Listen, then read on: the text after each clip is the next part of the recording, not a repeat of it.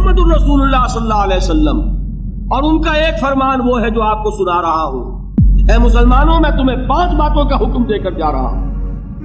एक रिवायत में इजाफी अल्फाज है अल्लाह अमरनी बिहिन्ना, और ये ना समझना मैं अपनी तरफ से कह रहा हूं, अल्लाह ने मुझे उनका हुक्म दिया है। वो 5 बातें क्या है? जमात की शक्ल में रहो, समोता सुनो और इताअत करो, हिजरत व जिहाद बिल जमात व समअ व ताअत वल हिजरत वल जिहाद फी सबीलिल्लाह। 5 बातें। जरा इस मजमे में हाथ उठाएं वो हजरात जिन्होंने कभी ये हदीस सुनी। अंदाजा हुआ? ये 300 में एक की औसत नहीं है। क्या वजह है? वजह मैं कल बता चुका हूं। दीन का एक हिस्सा अंग्रेज के दौर में भी कायम रहा था, वो हमें याद रहा। अंग्रेज के दौर में नमाज थी कि नहीं? रोजा था कि नहीं? हज था कि नहीं? ज़कात थी कि नहीं? कलमा शहादत था कि नहीं? ज्यादा याद है। और दीन का गलबा था कि नहीं?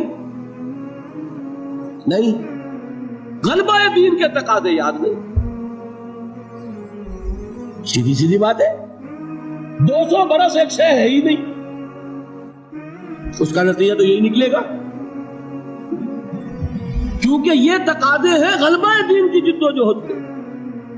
वो तकाज़े हैं बुनियल इस्लाम अला खम्सिन, पहली छत के 5 सुतून। पहली छत तो है, 5 सुतून भी है। तीसरी छत आपके जहन से निकल गई। इकामत दीन की फर्जियत को आप जानते ही नहीं, लिहाजा जो उसके लवाज़िम है वो कैसे याद होंगे? मैंने लिखा भी है कई तकरीरों में, कैसेटों में, शायद सुना भी हो। ये वाकया मेरे साथ पेश आया। ये हदीस बहुत अरसे के बाद मुसलमानों को याद दिलाई थी मौलाना अबुल कलाम आजाद मरहूम ने। फिर इस हदीस को कोट किया मौलाना अबुल आला मौदूदी ने। मैंने ये पढ़ी उनकी एक किताब में। ये मुझे पता नहीं था कि ये हदीस की कौन सी किताब में। ये मैं आज से 25 साल पहले की बात बता रहा हूं। मुझे चाहिए थी सनद। ये हदीस अगर है तो किस रावी की रिवायत है, कौन सी किताब में है। मैंने एक दारुल उलूम के शेखुल हदीस साहब से जाकर सवाल किया, और मैं किससे कर सकता था, कि मुझे इस हदीस का हवाला चाहिए। वो अब भी जिंदा है, मौजूद है, बुजुर्ग है, मैं उनका एहतराम करता हूं। उनका जवाब यह था कि अल्फाज बहुत नामानूस, यानी कुछ ज़हन में है नहीं, नामानूस से अल्फाज हैं। उसके बाद जब मुझे पता चला ये मिशकात की रिवायत है, मुस्नद अहमद इब्न हंबल और जामे तिर्मिज़ी के हवाले से मिशकात में। मिशकात तो पहली किताब है जो पढ़ाई जाती है हदीस की। सवाल पैदा हुआ कि क्यों ओझल हो गई निगाहों से। जान लीजिए, ये इंसान का एक खास फिनोमेनन है। जिस चीज पर तवज्जो होती है वही नजर आती है। तवज्जो नहीं है तो आप गुजर जाएंगे और आपको नजर नहीं आएगी शय। आप किसी और ख्याल में है, आपके सामने से कोई गुजर जाएगा, आपको नजर भी नहीं आएगा कोई गुजर जाएगा। ये मामला हुआ हजरत उस्मान के साथ। हजरत उस्मान किसी फिक्र में बैठे हुए थे, हजरत अबू बकर गुजरे, हजरत उमर रजी अल्लाह तआला गुजरे, सलाम किया, उन्होंने जवाब नहीं दिया। अब ये नाराज हुए अपने दिल में, जाके शिकायत की हजरत अबू बकर से। गालिबन हुजूर के इंतकाल के बाद का वाक़या है, और हुजूर के इंतकाल के सदमे में वो उस वक्त बैठे हुए थे। हजरत अबू बकर से शिकायत की कि उस्मान को मैंने सलाम किया, सलाम का जवाब नहीं दिया। सलाम का जवाब न देने का मतलब ये है दोस्ती खत्म, दुश्मनी शुरू। सलाम बड़ी शय है ये। उन्होंने बड़ी बात महसूस हुई। वो गए, हजरत अबू बकर आए, उस्मान क्या मामला है? उमर ने सलाम किया, तुमने जवाब नहीं दिया। कहा कि हाशा और कल्ला, मैंने न सुना ना मैंने देखा उमर को गुजरते हुए। ये क्या वजह है? इसलिए कि तवज्जो उस वक्त किसी और चीज पर थी। आंखें खुली है लेकिन आदमी नजर नहीं आता। समझो, آپ پڑھتے چلے جائیں گے، ہو سکتا ہے کہ کوئی چیز جو ہے 10 دفعہ آپ کی نگاہوں سے گزری ہو، آپ نے پڑھی نہیں۔ یہ معاملہ ہے، چونکہ یہ چیز ذہنوں سے اوجھل ہو چکی کہ دین کو قائم کرنا بھی فرض ہے، لہذا جو اس کے تقاضے ہیں وہ ذہن ان کو قبول ہی نہیں کرتا، الفاظ پڑھ لیتے ہیں، مفہوم کی طرف توجہ نہیں ہوتی۔ یہ تقاضے اقامت دین کے بالجماعت والسمع والطاعت والہجرت والجہاد فی سبیل، جماعت لازم، جماعت بھی ڈھیلی ڈھالی نہیں، 4 آنے کی ممبری والی نہیں، بلکہ بڑی مضبوط جماعت، ڈسپلن جماعت، سم و طاعت والی جماعت، لسن اینڈ اوبے۔ یہ ہم نے پڑھی تھی 10ویں جماعت میں ایک نظم، آپ نے بھی پڑھی ہوگی، charge of the light brigade.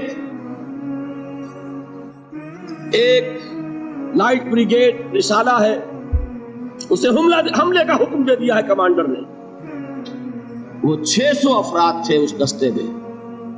ایک شخص یہ سوچ رہا ہے someone has blundered، کوئی بہت بڑی غلطی ہو گئی ہے، کسی نے بڑا غلط فیصلہ کیا۔ کیوں؟ cannon to right of them, cannon to left of them, cannon in front of them, cannon behind them، داہنی طرف بھی توپ خانہ لگا ہوا ہے، بائیں طرف بھی توپ خانہ ہے، سامنے بھی توپ خانہ ہے، پیچھے بھی توپ خانہ ہے۔ اس حال میں رسالہ چارج کرے گا تو کیا ہوگا؟ خاتمہ۔ یہ سب کچھ نظر آ رہا ہے، someone has blundered، لیکن there is not to reason why، there is but to do and die۔ فوج میں یہ ہے ہی نہیں کہ آپ کوسچن کر سکے کہ یہ حکم کیوں دیا گیا۔ You have to obey، do and die۔ جب تک ایسی جماعت نہ ہو انقلاب نہیں ہے۔ محمد الرسول اللہ نے کسی چیز کو بھی مجمل نہیں رکھا، بالجماعت والسمع والطاعت، جماعت، اور جماعت بھی کیسی؟ سم و طاعت والی جماعت، لسن اینڈ اوبے۔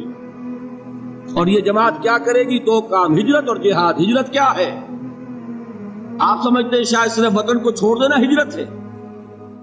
حضور سے سنیے، پوچھا گیا ای الہجرت افضل یا رسول اللہ، اے اللہ کے رسول سب سے اعلیٰ ہجرت کون سی ہے؟ کیا جواب دیا؟ ان تہجر ما کرہ ربک، کہ ہر اس چیز کو چھوڑ دو جو تمہارے رب کو پسند نہیں ہے۔ حجر کے معنی تعلق ختم کرنا، ہر اس چیز کو چھوڑو جو تمہارے رب کو پسند نہیں۔ ہاں، اس کی نیت رکھو کہ اللہ کرے کہ وہ وقت آئے کہ خالص دین کے غلبے کی جد و جہد میں گھر بار، اہل و عیال، مال و متال اور اپنے وطن کو چھوڑ کر نکلنا پڑے۔ یہ ہجرت سب سے اونچی ہجرت ہو جائے۔ شروع کہاں سے ہوئی؟ رشوت لے رہے تھے، آج فیصلہ کیا نہیں لوں گا، ہجرت شروع ہو گئی۔ کوئی شخص شراب پیتا تھا، آج طے کر لے کہ اب نہیں، ہجرت شروع ہو گئی۔ جو اللہ کو پسند نہیں اس سے ترک تعلق۔ اور چوٹی کیا ہے؟ گھر بار، وطن، اہل و عیال، مال و منال سب کو چھوڑ کر نکل جانا، جیسے نکلے محمد کے دیوانے صلی اللہ علیہ وسلم۔ کیا ٹرکوں میں گھر بار کا سامان لے کر گئے تھے؟ اہل و عیال کو لے کر گئے تھے؟ تنہا تنہا، کس لیے؟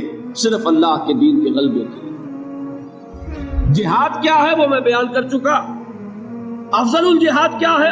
ان تجاہد نفسک فی طاعت اللہ، لیکن نیت چوٹی کی رکھنی ہوگی۔